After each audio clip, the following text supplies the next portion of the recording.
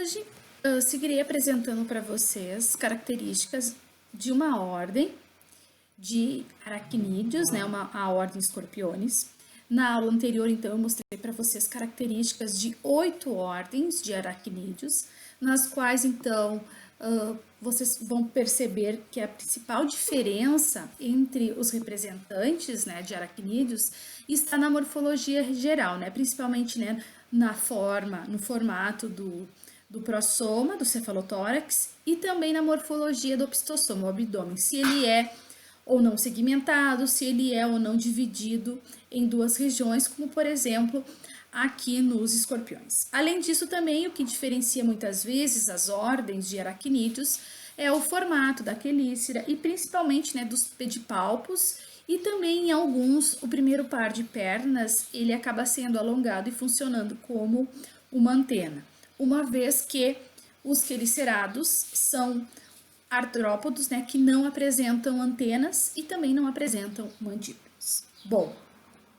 a ordem Scorpiones, então, inclui os conhecidos escorpiões. Eles são um grupo extremamente antigo, eles tiveram origem há cerca de 430 milhões de anos atrás, no período siluriano. Eles foram inicialmente aquáticos então possuíam brânquias como estruturas respiratórias, que é uma característica dos animais aquáticos. E as espécies terrestres surgiram posteriormente há cerca de 400 milhões de anos atrás, no período devoniano. Tá? Aqui embaixo, então, eu tenho duas imagens de fósseis de escorpiões, um aqui do período Cretáceo, que foi encontrado aqui no Brasil há 110 milhões de anos atrás, e aqui exemplares de uma outra espécie que eu não vou nem me arriscar em pronunciar esse nome, que é um escorpião que ficou preservado em âmbar, né, uma resina que era produzida por algumas espécies de pinheiros, e esse exemplar aqui de escorpião é do período Eoceno, da Península Báltica, há mais ou menos 50 milhões de anos atrás. Os escorpiões, então, têm registro de mais ou menos 1.200 espécies descritas, e para sobreviver, né, por milênios, já que eles surgiram há 430 milhões de anos atrás, os escorpiões então se adaptaram aos mais variados tipos de habitat, vivendo desde os desertos às florestas tropicais e também desde o nível do mar até altitudes de até 4.400 metros de altitude, então regiões montanhosas. Então nós temos registros de espécies de escorpiões. A maioria, no entanto, dos escorpiões, eles têm uma preferência por climas tropicais e subtropicais, né? Vivendo em desertos, né? Em savanas, né? Os nossos cerrados, florestas úmidas e também em florestas temperadas. Eles ocorrem em todos os continentes, com exceção da Antártida. Eles geralmente têm hábitos discretos, são noturnos, se escondendo durante o dia sob troncos, cascas de árvores, pedras, associados muitas vezes a cupinzeiros, vivendo também em fendas de rochas ou buracos escavados no solo.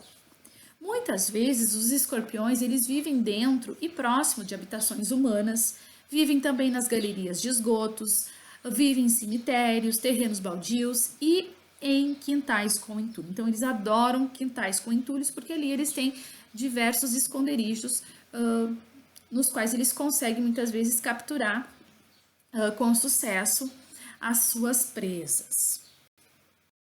Os escorpiões, pessoal, eles têm em média de 3 a 9 centímetros de comprimento, então eles têm um tamanho, né, mediano quando comparado a outros aracnídeos.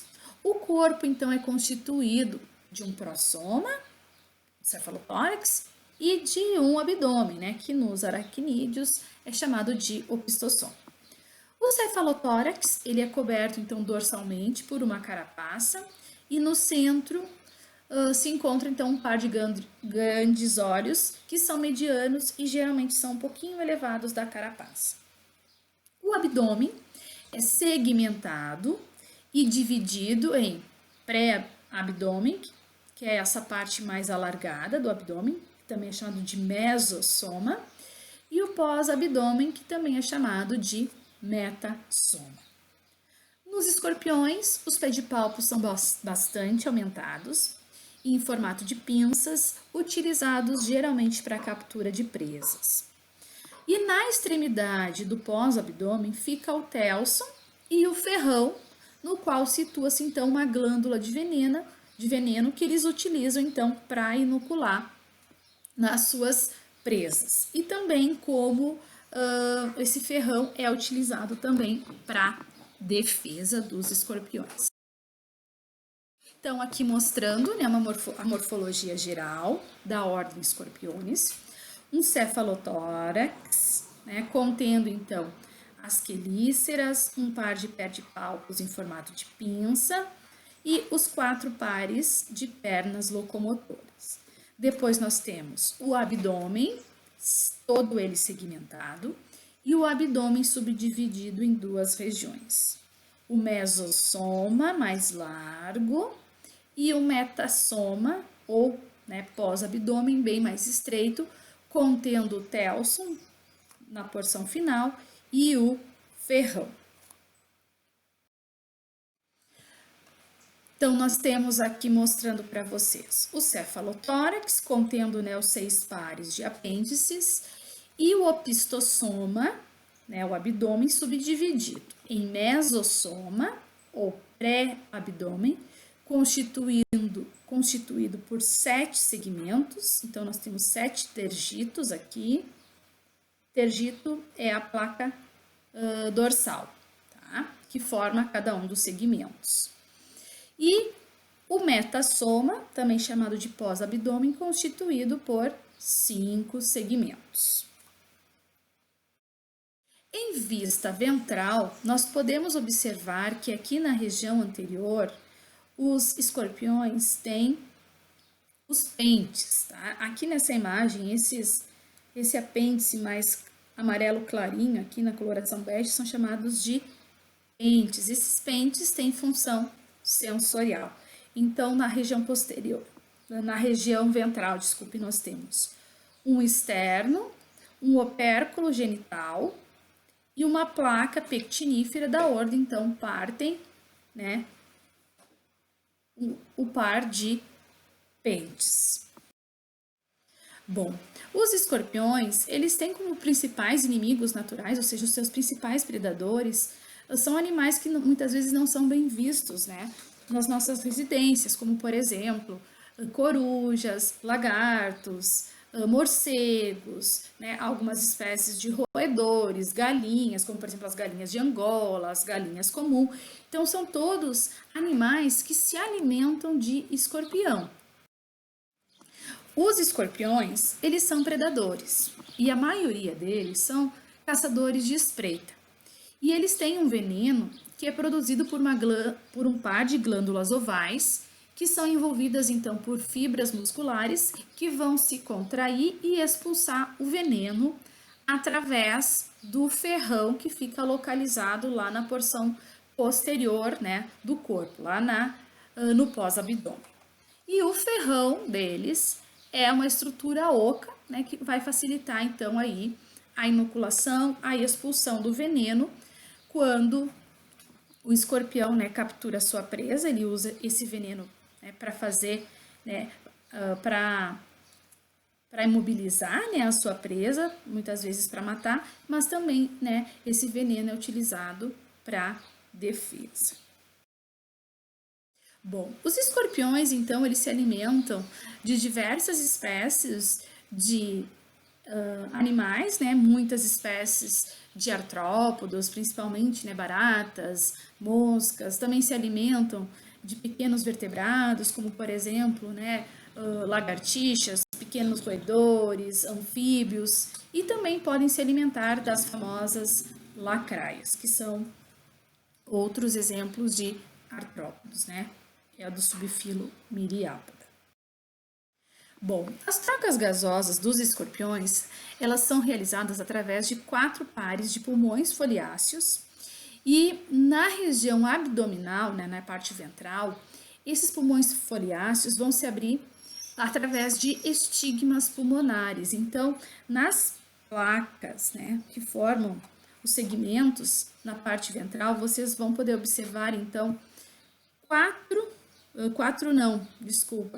oito aberturas que são chamadas de estigmas pulmonares, ou seja, são por essas aberturas que o ar vai entrar para serem realizadas trocas gasosas nos pulmões foliáceos. A excreção nos escorpiões ela se dá através dos túbulos de Malpighi, mas também através de glândulas coxais, que estão associadas, né, às coxas do terceiro par de pernas locomotoras. Então, os órgãos excretores localizados, né, no caso as glândulas coxais, aqui no terceiro par, né, nas coxas do terceiro par de pernas locomotoras. Os escorpiões, eles apresentam os sexos separados, né? Eles são dioicos, com pouco dimorfismo sexual, ou seja, dificilmente consegue se diferenciar o macho da fêmea pela morfologia geral. Uma característica dos escorpiões é o fato deles, assim como os demais aracnídeos, não terem pênis, né? Então eles não têm órgãos próprios para deposição, né, para transferência dos espermatozoides para as fêmeas. Então eles fazem uma corte antes do acasalamento. O macho geralmente então ele segura a fêmea com os seus pedipalpos e ele começa numa dança, né, com um movimento, né, de vai e vem para frente, para trás. E essa corte, essa dança de acasalamento, nada mais é do que um comportamento para fazer com que a fêmea, né, o gonóporo da fêmea, a abertura genital da fêmea, seja colocado acima do espermatóforo que o macho depositou sobre o solo. Então, o macho, ele produz um pacotinho de espermatozoides, que a gente observa aqui nessa imagem. Esse pacotinho, né, em formato aqui, mais tubular, nada mais é do que um pacotinho cheio de espermatozoides que o macho deposita no solo e aí com a dança do acasalamento ele consegue posicionar a abertura genital ventral da fêmea sob esse espermatóforo e quando ela é colocada em cima, esse espermatóforo então ele dispara e os espermatozoides são interiorizados, então eles são levados para dentro do corpo da fêmea, aonde vai ocorrer a fecundação. Tá? Então, o espermatóforo é colocado no solo, e aí quando a fêmea, né, é colocada acima desse espermatóforo, esses espermatozoides vão para dentro do corpo dela e vão fecundar os óvulos. Então, as fêmeas vão incubar os ovos dentro do seu trato reprodutivo. Aqui mostrando, então, né, o opérculo genital, tanto de machos e fêmeas, ele fica localizado nessa placa aqui acima da placa pectinífera, então o opérculo genital, nessa região aqui, na região bem anterior do abdômen. E aqui mostrando para vocês a morfologia do aparelho reprodutor masculino e feminino. Bom, o macho, então, como eu falei, ele vai cortejar a fêmea, ele vai segurar a fêmea, e geralmente a fêmea que está apta à reprodução, a fêmea cheia de óvulos, geralmente ela é um pouquinho mais gorda, né? O que indica que ela tá cheia de óvulos. E depois da cópula, né? Depois dessa corte, na verdade, que o macho transferiu os espermatozoides para a fêmea vai sofrer, né, a fertilização e aí a fêmea ela vai ficar bem gordinha, tá? Então, muitas vezes a gente consegue diferenciar a fêmea do macho pelo fato delas terem esse abdômen, né, a parte anterior do abdômen, ou seja, o pré-abdômen bem expandido, né? Sinal que ela está incubando os ovos. E aqui nessa imagem posterior aqui, a gente vê então o espermatóforo, aqui depositado pelo macho, e aqui a fêmea então sendo posicionada acima desse espermatóforo, que é essa estruturazinha bem mais escura aqui preta, e aqui o espermatóforo então sendo disparado, depositando, né, os espermatozoides dentro do opérculo genital da fêmea. Uma característica dos escorpiões é que após a eclosão dos filhotes, as fêmeas elas têm um cuidado parental. ou seja, elas carregam os filhotes junto a seu corpo, né? Então, geralmente, os filhotes são carregados sob o cefalotórax e o abdômen por alguns dias, e esse cuidado parental, ele nada mais é do que um comportamento para aumentar as chances de sobrevivência dos filhotes, né? Muitas vezes, em algumas espécies, alguns filhotes sofrem uma ou duas mudas estando junto à fêmea, e com isso, quando eles vão ter a sua independência, ou seja, quando eles começam a explorar o ambiente, como a gente observa aqui nessa imagem inferior, eles já estão com um tamanho um pouquinho maior, então maiores chances de sobreviver, maiores chances de obter o seu alimento, tá? Então, os escorpiões, eles têm um comportamento pré-copulatório e depois da incubação, as fêmeas ainda têm, né, um cuidado parental, um cuidado com os filhotes. Aqui mostrando, então, os aracnídeos, né, da ordem Scorpiones, assim como todos os demais artrópodos, sofrendo o processo de equidise, né, a muda, ou seja, a troca de exoesqueleto. Então, aqui nós temos o exoesqueleto antigo, esse mais clarinho, e essa parte mais escura aqui é o escorpião já com seu novo exoesqueleto. Então, aqui nessa imagem nós vemos esse mais escuro, o escorpião, e aqui ao lado, essa coloração mais clara, a muda, né? A exúvia, o exoesqueleto antigo.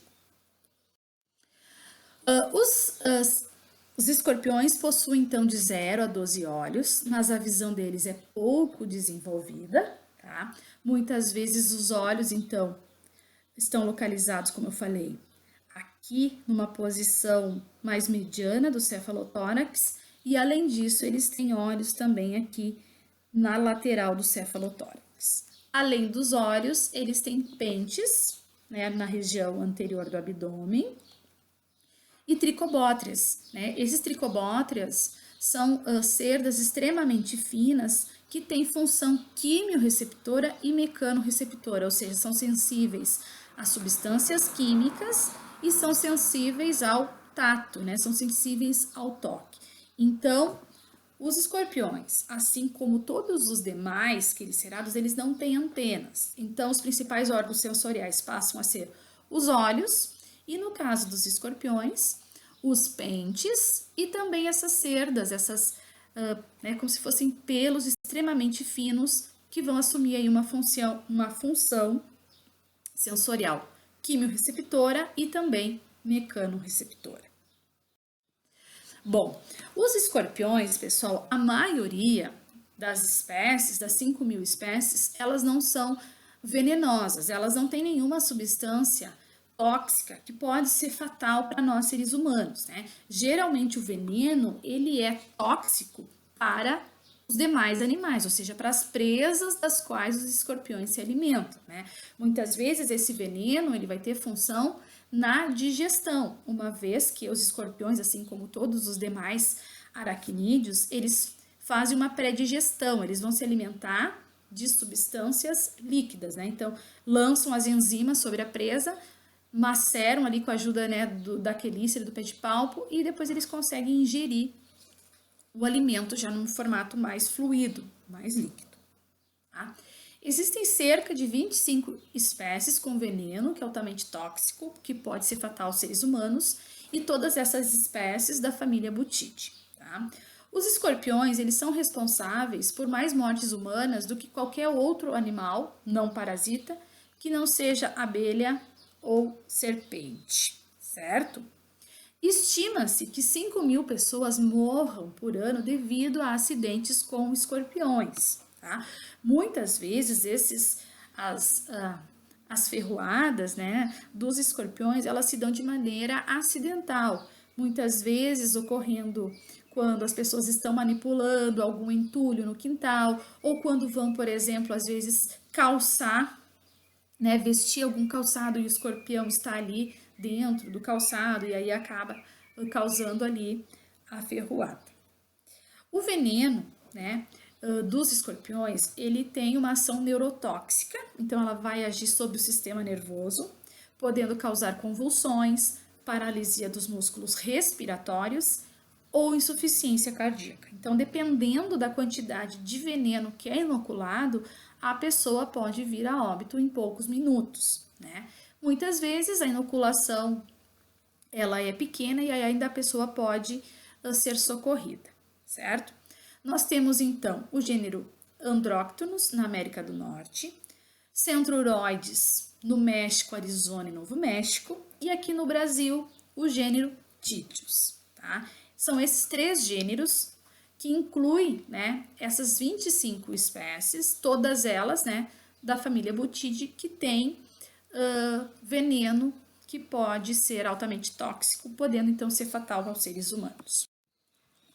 Aqui então nós temos o Títios cerulatus, que é o escorpião amarelo, que é o escorpião mais danoso encontrado, né, aqui no Brasil e que pode levar à morte. Né? Aqui no nosso município a gente não tem o Títios cerulatus, a gente tem um escorpião, o preto, né? E o escorpião, o Títios costatus, que ele é rajadinho, ele tem uma coloração amarelo intercalado com uma coloração mais escura. Tá? O Títios cerulatus, então, que é o escorpião amarelo, a ferroada dele causa dor, contrações musculares, aumento da sensibilidade, a pessoa fica agitada, tem mal-estar, angústia, vertigens, edema pulmonar, podendo então vir a óbito.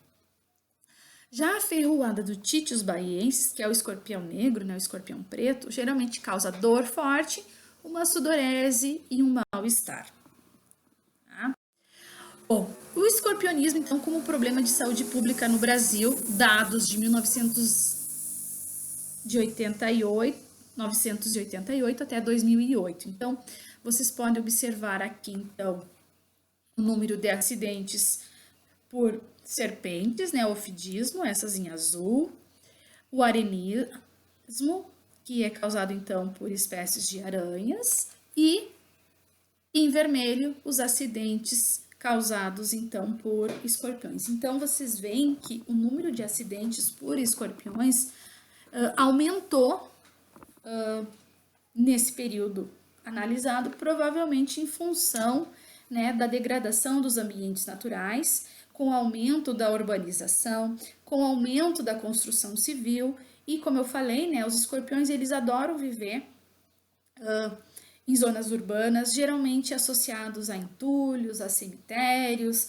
geralmente nos fundos dos quintais. Então, o que acaba sendo um fator favorável aos acidentes causados então por esses, né, aracnídeos em seres humanos. Aqui então a distribuição espacial do escorpionismo no Brasil, dados de 2007 e 2008, a maioria dos acidentes sendo